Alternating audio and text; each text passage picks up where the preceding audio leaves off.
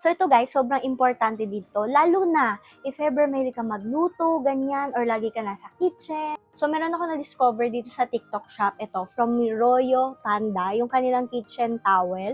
And ito ay 4 packs na, 300 plus lang. Bawat isang pack, meron tayong 400 sheets and ganyan siya kakapal. Ito yung hinahang din sa inyong mga wall. By the way, may free naman siya na pwede nyo idikit sa inyong mga wall, ganyan, tapos sasabit nyo lang siya. Actually, mas nadadalian ako pag may ganito tayo sa bahay. Kasi pag nagugas ka ng kamay or kailangan siya, dito nyo lang, hatakin nyo lang siya sa ilalim.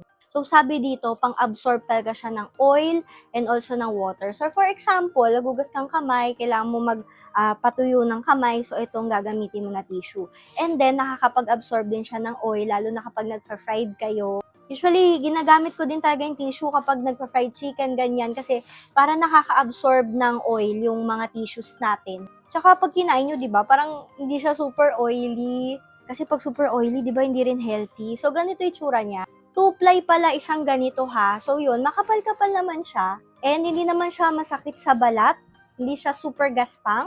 Hindi lang siya pang punas ng kamay nyo kapag nagugas kayo ng kamay, hindi lang siya pang absorb ng oil. Pwede nyo rin siyang ipanglinis doon sa inyong mga stove, doon sa mga kitchen area nyo, kitchen table. Kasi hindi siya kanipisan. Talagang mafe-feel mo talaga na makapal naman siya. Ilalagay ko na siya dyan sa yellow basket if ever kailangan nyo ng kitchen tissue na murang-mura lang.